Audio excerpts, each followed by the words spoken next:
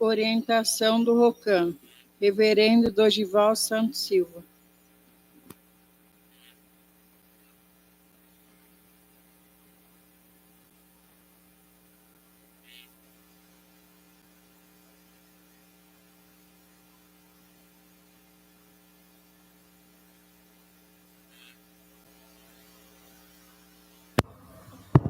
Boa tarde a todos. O Ricardo me fez lembrar uma coisa agora que nunca puxa o saco de ministro e reverendo, padre, pastor, coroinha, não importa. Eu lembro que há muitos anos atrás, eu estava em São Caetano, eu já cuidava do Parque São Lucas, de Jurecente. E teve que abrir várias igrejas em São Caetano. Né? Aquilo que a Lúcia, aquilo que você falou comigo agora há pouco, sobre juntar igrejas, sobre juntar pessoas para fazer volume, ela teve que fazer da secretaria, juntar 500 em 500 para poder dar um Jurecente. Só que estava afastado, morto, abduzido, tinha de tudo. E tinha uma igreja lá que foi aberta, tinha uns caboclinhos lá que era responsável, eu nunca esqueço. Uma reunião com a gente na sala do ministro responsável, eu não era ministro ainda. Aí a pessoa levanta e fala assim, bom, estava vindo para cá, né, da minha igreja, e os meus membros, e os meus frequentadores mandaram isso aqui para o senhor, ministro. Pô, era um quadro, uma foto da fachada da igreja, eu nunca esqueço isso. É o seu amigo lá, né? Mas eu falei, gente do céu, tanta coisa para fazer, e aquela coisa, tudo era para puxar o saco. Toda reunião que eu tinha era uma puxação de saco lá. Resultado, fechou a igreja, afastou um monte de gente e não tinha dedicante mais, acabou. Né? Esse mês de junho é um mês muito importante para nós, como messiânico, porque dia 15 de junho tem o culto do paraíso. Mas esse mês também, dia 15, é aniversário, estava agora há pouco falando com o pessoal de Moçambique, 8 anos que eu estive lá, 8 anos que abrimos a igreja. E a semana passada foi aniversário da ministra Zezé, lá do Tocantins, e foi através dela que nós fomos, foi eu e ela para lá, que ela pagou a passagem, ofereceu, e nós fomos para lá. Ficamos 15 dias. E foi uma aventura, a primeira, de muitas. Né? 15 dias que ficamos lá, nós fizemos o culto do paraíso aqui, viajamos para lá em seguida. Engraçado, foi depois do culto do dia 13 de maio dos escravos. Em seguida, teve a graça de poder ir para lá. Nós descobrimos que estavam usando o nome da Arte Jorei em vão lá em Moçambique. De lá, aí fomos para lá, chegamos lá no dia 14, para inaugurar a igreja dia 15. Quando chegamos lá, nós dormimos numa pensão, bem simplesinha. A igreja ficava no 4º andar de um prédio sem elevador, escada. Não tinha chuveiro na nossa igreja. O negócio era punk, né? Aí depois não tinha como nós dormimos lá, não tinha condição ainda. Então arrumaram o colchão, de costado, depois nós fomos para lá. O altar não tinha, estava sendo martelado lá. Eu lembrei do seu Adilson, porque foi feito um altar inacreditável. O raçoco, nós somos no marceneiro, o carpinteiro que eles chamam lá. O cara estava montando um raçoco na terra, areia mesmo, na terra, não tinha chão, era chão mesmo. E o raçoco foi feito com madeira de pallet. Tudo não lixou, não fez nada. Eu falei, cara, sabe que você não pode dar lixo para ter essa marca de tinta que está aqui, que está feio? E foi assim que nasceu. Fizemos o culto e inauguramos a igreja há 8 anos atrás. Né? 15 dias tomando banho de caneca. Não tinha água encanada. Os meninos tinham que descer com esses galões gigantescos, os 4 andares e mais ir lá para o subsolo, para encher os galãozões enormes para subir as escadas, um peso lascado, para nos dar condições de ficarmos lá. Né? Não era fácil, não. Né? E assim, foi riquíssimo essa experiência, essa primeira experiência minha, vamos dizer assim, em Moçambique. Né? E agora vai fazer 8 anos. 8 anos. E tanta coisa aconteceu. De ver os meninos sem condição nenhuma, dormindo em cima do altar, para que eu falei, durma na frente do altar, peça para Bicho Samba mostrar alguma coisa para vocês. E hoje, a maioria está bem próspera. E a pessoa que me contatou hoje é empresário. Tem 2 empresas. Sabe como é que chama a empresa? Biroco Daikoku tem. Porque ele falava que Daikoku tem que se assentar em seu bolso. Reverendo, Daikoku tem que se assentar em meu bolso, reverendo, tem que se assentar. E graças a Deus, acho que há 3 anos atrás, 4 anos, Daikoku se assentou. No momento que ele não tinha nada, que ele estava na lona, Daikoku foi e falou assim, se assentou no bolso dele. Então, assim, como eu estava falando com ele hoje, nós vamos começar a fazer o projeto da sede maior lá. E tudo vem no tempo de Deus. Então, a gente só tem que agradecer, porque toda essa fase de aprimoramentos, de purificações, fez parte do processo. E como eu disse no Bom Dia de hoje, Deus em momento algum falou que a nossa jornada ia ser fácil. Mas uma coisa é certa, a chegada vai valer a pena. Então, em tudo que nós fizermos, nós vamos ralar muito para atingir o nosso objetivo. Não vai ser fácil, né? Mas nós vamos conseguir atingir o auge, ou a grande graça que é viver numa condição livre de doença, miséria e conflito. Então, agradecer em qualquer circunstância é fácil? Não é fácil, não. Mas é esse nosso esforço que vai fazer a grande diferença na nossa vida e na vida das pessoas que estão à nossa volta. No ensinamento de hoje, Meixo Sama nos fala sobre a essência da verdade, onde ele diz num trecho, nunca se deve, então, ficar ligado ao reconhecimento humano, uma vez que raramente o valor da virtude é entendido na sua essência, embora advenha de uma árdua dedicação. Importa, por conseguinte, apenas o esforço de cada um para viver de acordo com a vontade divina. Dessa forma, a recompensa vem de Deus, a quem nunca há possibilidade de enganar. Para o Criador não conta a preocupação em agradar os homens, vale somente agir de acordo com a essência da lei. Procurem, portanto, realizar apenas o que Deus aprova. Coloquem sempre em evidência os valores divinos, elementos fundamentais para uma vida repleta de bênçãos. A prática de virtudes ostensivas visa o reconhecimento do homem em cima das práticas aparentemente virtuosas das pessoas. De alguma forma, a dedicação é apenas para sair na foto. Para esses atuais influencers da internet, em tudo, ficam fazendo lives para alcançar seguidores. E não é sincero, em sua grande maioria. É apenas um servir interesseiro. Quanto mais like, mais dinheiro entra, não é? Então, assim, nós vimos isso agora no Sul. Quanto neguinho lá tirando foto. Estou aqui entregando um arroz aqui, estou aqui entregando um negócio aqui. Sabe, cara, não tem lógica. O grande segredo é você fazer sem ser visto. Né? Sem ser visto. Porque é isso que gera luz, é isso que gera graça, é isso que gera resultado. Né? Nós, o Bispo falou uma coisa muito certa. Eu aprendi isso com o reverendo Nakahashi. Ministros e reverendos foram feitos para servir os membros e não ao contrário. Nós que estamos aqui na igreja, estamos aqui para servir quem chega, para oferecer o nosso melhor. É uma oração? É o que vamos fazer. É um jorei? É o que vamos fazer. É um servir diferenciado? É o que vamos fazer. Nós temos que fazer coisas que as pessoas sintam-se bem em receber esse servir. Não pode ser um servir só que me agrada. Aí é egoísmo. Tem que ser um servir que gere resultado e benesses para as pessoas que estão chegando, que vão receber. Né? Essa semana dei algumas aulas, e uma delas, por causa do título da orientação do reverendíssimo Matsumoto, já falecido, ficou gravada em minha memória. Faço da oferta do meu amor o valor do meu servir. Olha que coisa. Esse aqui é de 1979. Faço da oferta do meu amor o valor do meu servir. Ele fala em sua palestra sobre o significado e amplitude da sinceridade verdadeira. Ele diz num trecho, sinceridade, uma palavra que em idioma japonês se escreve makoto, e tem um significado mais amplo, falar e cumprir. Essa palavra é escrita em 2 caracteres diferentes. Um é falar e o outro é cumprir. E com a composição desses 2 caracteres que se escreve makoto. Pode-se chegar a uma conclusão. Sinceridade ou makoto significa falar e cumprir. Falar aquilo que se faz ou fazer aquilo que se fala. De certa forma, significa colocar toda a sua capacidade de amor e atenção, assim como sinceridade naquilo que se está fazendo, seja na igreja, no lar ou no trabalho. Falar e cumprir. Né? Falar e cumprir. Às vezes você se compromete a fazer algumas coisas, depois você se arrepende. Fala assim, puta, me lasquei, vou ter que fazer isso.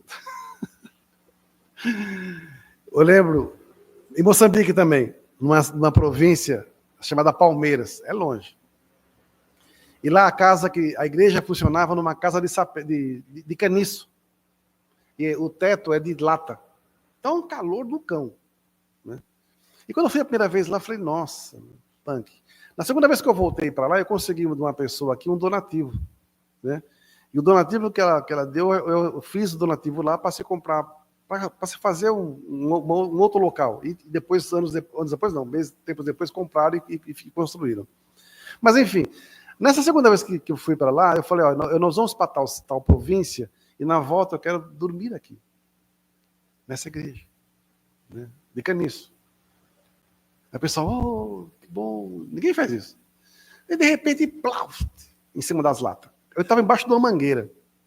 Eu falei, acho que foi umas mangas que caiu, né? Ou foi uma galinha, que tinha galinha lá.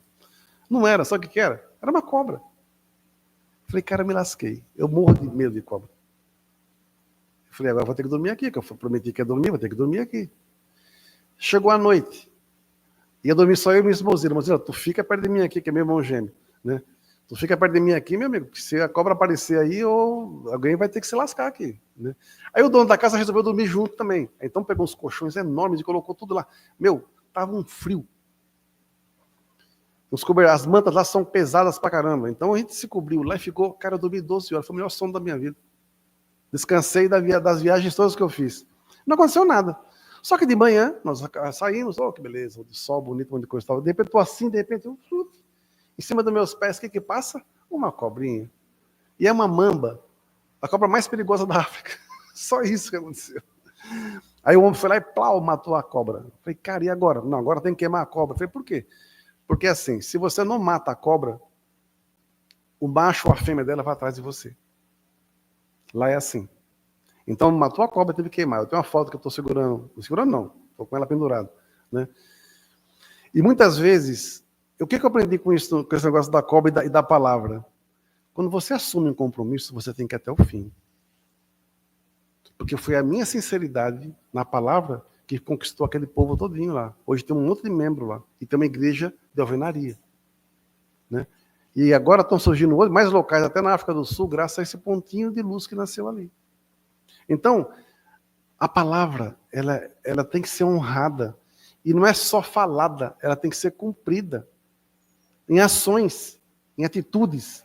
Porque é isso que toca no coração das pessoas. Só falar, eu posso... Até estava falando agora há pouco na hora do almoço, né? De uma pessoa, que era do São Gaetano, que fala muito bem, cara. Tem um conhecimento de jorei absurdo, de ensinamento meio sama. Mas você usa por mal. Então não adianta. É a palavra com atitude. É Makoto. É urgente a necessidade de todos nós mudarmos nossa postura, nosso modo de ver as coisas, deixando de lado nosso egoísmo, nossas ganâncias e nossa ignorância. Tudo que semearmos, vamos colher. E estamos vendo isso diariamente através das tragédias, guerras, acidentes que estão ocorrendo no mundo todo. É ou não é? Não existem vítimas, tudo tem uma causa, seja ela qual for. Né? Nós estamos vendo tragédias coletivas, purificações coletivas que o Meshama fala no ensinamento, lá no sul, mas não é só lá. Né? Já teve na Papua Nova Guiné um desmoronamento que matou mais de 2.000 pessoas. Teve um terremoto na China que quase não foi noticiado. Cancún, a água recuou do mar lá, pode vir uma tsunami gigantesca. As chuvas estão subindo para Santa Catarina. Já está nevando em alguns locais, que não nevava antes. Imagina o que pode acontecer em São Paulo, Rio e Minas, fora o Nordeste. Então, o Meshama fala no ensinamento, um salmo, muitas desgraças que afligem os outros podem um dia atingir tua vida também. Então nós temos que cuidar muito da nossa postura, do nosso sentimento. Eu não posso ser um dedicante, um servidor, que só faz aquilo que lhe agrada. Eu vou dedicar hoje porque é meu plantão, eu vou fazer do meu jeito. Não é do seu jeito, meu brother. Seu jeito não interessa. É do jeito que tem que ser feito. Né? A igreja tem uma liturgia, tem uma doutrina. O Meshama deixou muita coisa escrita. Então é para ser feita. Agora eu vou adaptar? Outro dia eu vi uma igreja. O cara colocou a foto do Meshama aqui e na base embaixo um Jesus Cristo. Um crucifixo. Mas o que tem a ver? Você está rezando para quem? Ah, mas vocês têm aqui no Soleixo? Tem lá. Também tem o São Miguel Arcanjo aqui, tem Jesus ali, tem o Santo Antônio aqui. Mas no altar, eu só coloco aqui quando aniversário de Nossa Senhora Aparecida, aniversário de Nossa Senhora de Fátima, em respeito. Mas eu não posso misturar lá com o quá. Uma vez eu vendo na Carrache disse que até uma canoa para eu colocar aqui, eu tenho que tomar cuidado. Porque pode dar conflitos espirituais. Por que o Soreixo não é no mesmo nível? Porque também é outra. Lá é uma vibração espiritual diferente daqui de cima. Quando nós fazemos o culto aos antepassados, nós nos convidamos eles a vir para cá. Nós chamamos eles para vir para cá e trazemos o Ihá e trazemos o Cristo para cá. Porque tem uma simbologia. Se eu colocar o Soreixo aqui em cima, pode dar conflito. Porque são energias diferentes. São linhas diferentes. Então, quando não se tem compreensão, você quer, não, vou inovar. Aí vira um samba do crioulo doido. O altar fica parecendo aquelas prateleiras de loja de 99. Você acha de tudo, menos o que você quer. Né? Então, assim, nós não podemos misturar atitudes pelo nosso ego, pelo nosso lugar, pelo meu jeitinho. O brasileiro tem essa mania. O brasileiro, muitas vezes, no Japão, sofre pra caramba. Por quê? Porque tem o jeitinho dele. E japonês é disciplinado. Coisas que nós não somos. Porque qualquer coisa que você fala fica de biquinho, trombinha, ui, magoei. Vá pros quintos, meu. As pessoas vão ficando velhas, vão ficando mais infantis. Parece criancinha mimada. Fica uma professora igual a dona Cidinha, pegava régua e clau. Né, dona Cidinha? Pegava régua e vral, né? Ué, na nossa época era assim, ué. Aluno fazia muita bagunça, e minha professora lá, eu tenho professora que tem uma régua gigantona e vral. Nunca deu problema, ninguém virou bandido. Todo mundo cresceu e seguiu sua linha. Às vezes Deus nos dá uma reguada, sabe como? Através de situações, de purificações, de perdas, de dores. Então nós temos que prestar sempre atenção. Porra, tomei uma reguada de Meixo-sama. Por quê? Onde foi? O que eu fiz? Reflete, ué. Não existem vítimas. Não tem coitadinho, não. O ministro Shirazawa, ele foi discípulo do reverendo Watanabe. Ele morreu no acidente de carro. Ele falou em 1975 sobre Sandoku. Sandoku significa 3. San significa 3. Doku quer dizer veneno. Então, os 3 venenos que atingem a boa vontade do homem: ganância, ignorância, no sentido de distanciamento da verdade, e o terceiro, egocentrismo. É deixar-se levar pelo sentimento pessoal, fazer como se quer, impor a própria vontade. Essas 3 coisas é que envenenam a vontade humana e prejudicam o desenvolvimento humano. Isso é o significado de Sandoku. A tendência para levar ao egocentrismo é a ganância. Devido à época ou à sociedade, cria uma sujeira que provoca uma doença contagiosa ou guerra. É divulgação de uma ideologia fora da verdade que prejudica muitas pessoas. Lembra alguma coisa isso hoje? Super atual, não é? É de 75. Olha o que está acontecendo no mundo. Pessoas criando ideologias, criando uma pancada de coisa que está totalmente fora da verdade. Né? Linhas totalmente materialistas, egocêntricas, fora, não tem nexo. Né? Nada contra o que cada um pensa, deseja e sente. Mas o mundo é mundo. O mundo é mundo. Né? Eu não posso considerar que uma banana seja uma alface. Não dá. Banana é banana, alface é alface. Né? Agora, se eu vou comer a banana pensando que é uma alface, não dá, cara. Não dá. Nem vegano. Né? Então, muitas vezes, olha o que ele fala. As pessoas falam assim, pô, mas você está usando muito material dos anos 70 e 60. Eu falo assim, claro, são super atuais, velho. Se já se falava naquela época, coisas que jamais sonhavam que ia acontecer nessa fase da vida. Nós que estamos aqui, a grande maioria, talvez menos o Guilherme, mas nós, mais lá atrás, 30, 40 anos atrás, o que nós imaginávamos que está acontecendo hoje? Imaginávamos talvez que vivesse uma época hoje muito avançada, com muita coisa como já tem, mas jamais vivenciando uma situação que talvez os valores tivessem sido invertidos. Não tem verdade. Né? Não tem verdade. São essas três coisas, Sandoku, que quando começam a dominar a maior parte da humanidade, fazem com que muita gente viva em dificuldade, pois são dominados por elas. É a involução, a regressão do amor, do sentimento humano, que baixa o nível do nosso sentimento. Cada ano que passa, diminui o tempo de vida, isto é, a longevidade. Olha que texto atualíssimo. Dia 15 de junho teremos o culto do paraíso. Não temos metas ou objetivos direcionados para esse culto. O mais importante é nos limpar, deixar nossa alma limpa para poder receber o aumento da luz divina, a luz do Jorei, que aumenta a cada ano, dia 15.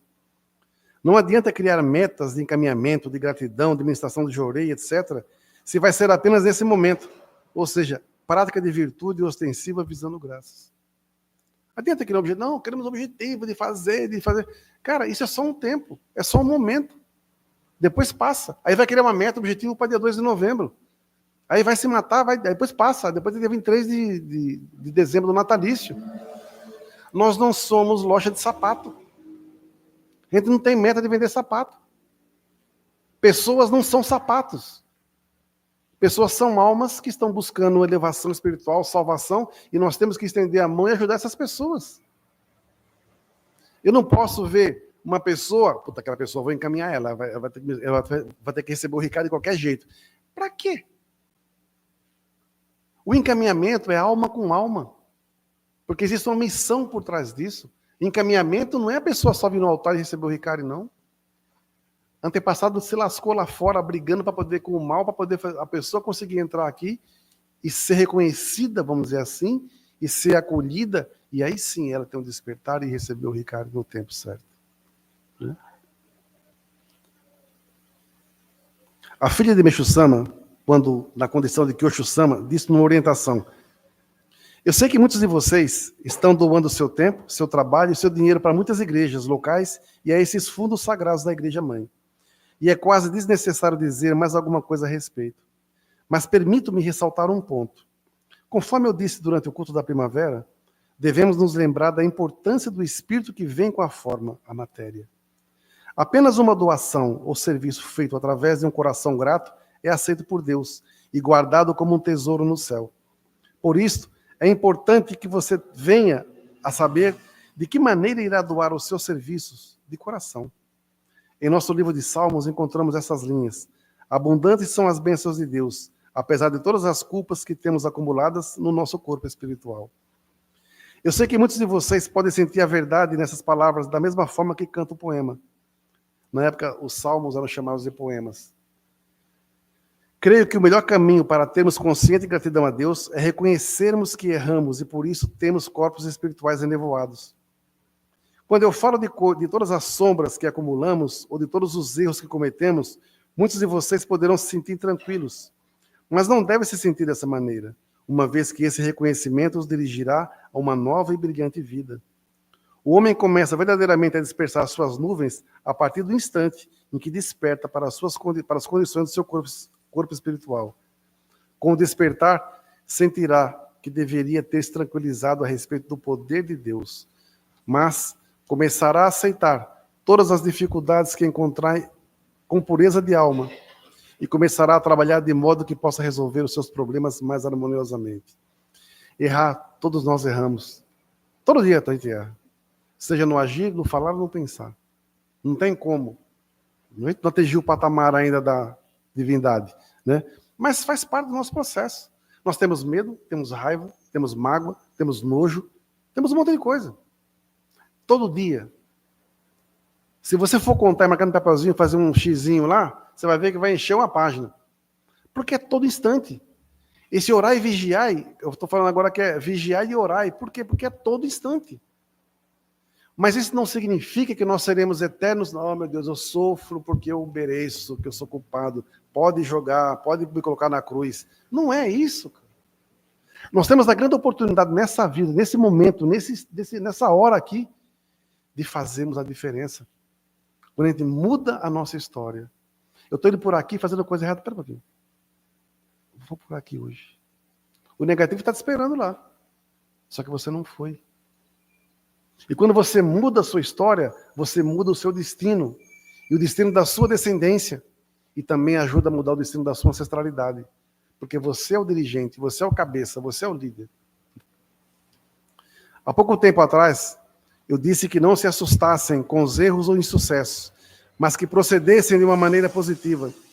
Na verdade, quando tomamos consciência do fundo dos nossos corações do quanto estamos nevoados, não devemos nos sentir envergonhados, pois é natural que tenhamos errado.